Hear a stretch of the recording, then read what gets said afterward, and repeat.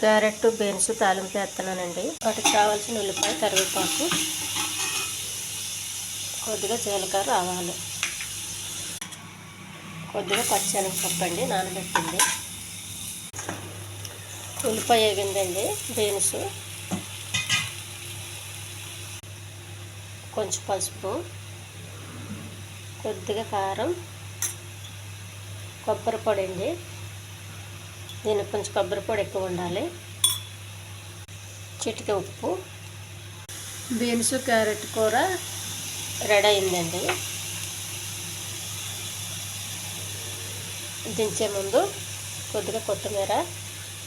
ఈ ఛానల్ నచ్చితే సబ్స్క్రైబ్ చేయండి, షేర్ చేయండి, లైక్ చేయండి. ఇది హెల్దీ కూర అండి.